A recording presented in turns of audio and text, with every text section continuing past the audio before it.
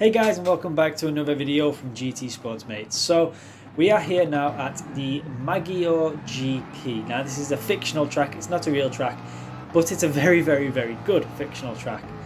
Two races, as you can see, myself here in the Mustang and John in the top corner in the Subaru. Now I'm going to go up the inside of turn 1 and there's a little bit of contact through turn number 2 with the Beetle. I don't think he quite saw me coming up. So yeah. There's a little bit of contact, nothing major. He stayed ahead of me, so there's no need for me to slow down because, well, the position's already been paid basically. So yeah, we're just going to get on with the race and hopefully have no more incidences in this race. But it does, and that never happens. Coming down to the very difficult right-hand it just carries on going, and as you're going to see, yeah, something's gone on. My TV decided to play keep away with the image. So an excellent start for me. But anyway, back to the race. With John now, you can see I'm in the top right corner. The camera has switched, as you can clearly tell, because that's what we do here. We like to keep the camera where the action is, and obviously there's no action for me. I was dead in a wall. So we're going to go to John, who makes his way up into second place through the S's here. Very tricky part of the track, very fast, very easy to go off and get a penalty, where he does absolutely brilliant there, going up into second. But the guy he's dropping down a couple of positions actually. That's the problem with the Subaru. Going really deep into the corner there, the right hand of the big banked corner there. What a corner it is, probably the best corner of the entire track.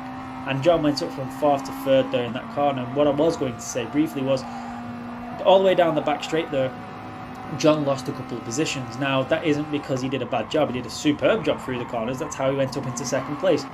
It's the straight line speed of the Subaru. It does suffer in a straight line compared to some of these other cars, especially when you've got the guy who is currently now in 3rd place. He was bumping along the guy in 2nd place now, and that's how they both went past John. So John, he went over a couple of positions and he went down a couple of positions, but so far the race has been pretty good for him. Jumping over to myself now as we come around the last corner onto the home straight finish for the first time of these 4 laps, starting lap number 2. And we're going to come down and brake very late, probably a little bit too late, almost running off into the little exit there of the wall. Not so much an exit really, is it? The 11th has gone though, 11th has completely spun out. I think there might have been a bit of a tussle, and we're going to take that place. That's a free place for us, and yeah, I'm happy with that. I don't have to do anything for it. However, we are now behind another Mustang. We have found a fellow Mustang driver, and now I've got basically another little race going on here. Can I beat the other Mustang? Now he goes very wide though. He brakes super late. I almost follow him straight off track, but luckily I don't. And as you can see in the top right corner, I do get past him very quickly, switching to John though, because something unusual is about to happen here. Coming out of that corner, and John is going to get so much. He's going to lose. Sorry, going to lose so much grip out of that corner. Tons and tons of understeer.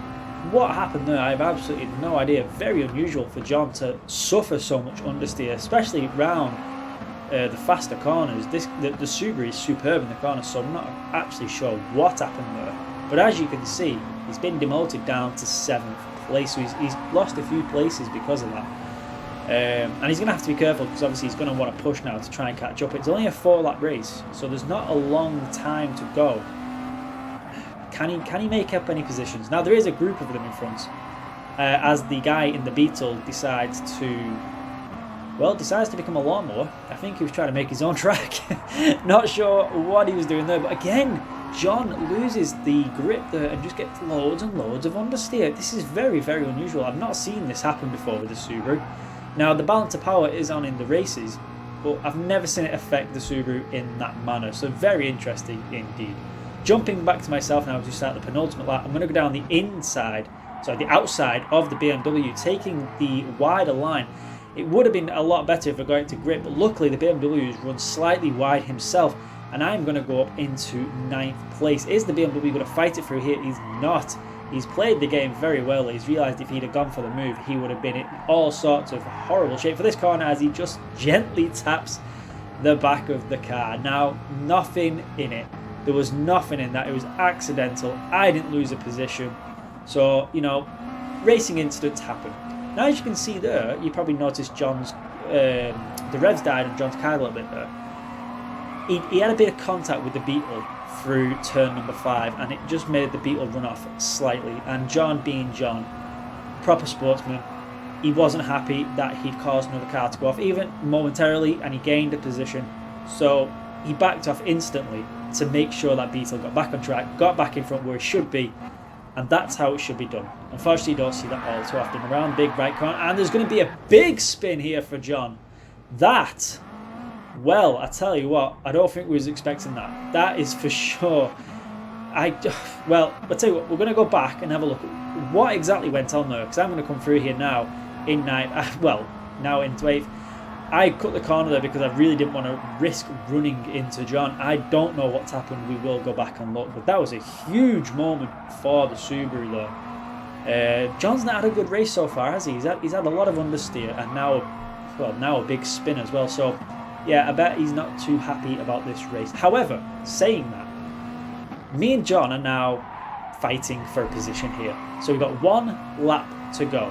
Who will come out on top now? The Subaru will outperform the Mustang in the corners, and there are some good corners in this track for that. I thought John was going to go for a dive bomb there, but he's not. He's played the game very well. He's going to just sit and wait behind me because I am faster in a straight line. So he's going to use me to pull him along the track, gapping the car behind. Hopefully that's what happens. But I've also got to be very careful because, as you can see, the turning of that Subaru is so much better than the Mustang. Look how much closer he got. He got caught up in a bit of turbulence, so he went wide because of it. But you can see the difference in powers here. The Mustang pulls away in the straights. In the braking in the corner, look at that though. The Subaru just pulls it back in. This is going to be a very, very interesting final lap round Maggiore. Through turns 7, 8 and 9, these 3 come up here. Super, super tricky in the Mustang. John's car much more suited. However, we have seen how much understeer he's suffered with. So maybe that is actually going to give us a little bit of an advantage as we come onto the home straight. Not the home straight, the back straight. You can see John now weaving. He's thinking of making a move. He's going to sit behind me though. I'm not going to defend. I can't defend now. I've waited too long. And he's going to dart up the inside round the big banked corner there and beautifully put that car where it needed to be and into the lead. But it's going to be a fight because you can see I'm now in the lead round the left-hander, but now John's in the lead in the right-hander. It's all coming to where your car is placed. Can I get past him? I'm looking to make a switch back here. Am I going to get? I'm not going to get, because John has done the perfect job. He absolutely planted that car where it needed to be to stop that cutback. Absolutely brilliant piece of driving from John there. He saw that coming a mile away. He knows how I drive. We've been racing together for a while, and he saw that coming. I lose some traction there, as you can probably tell as well.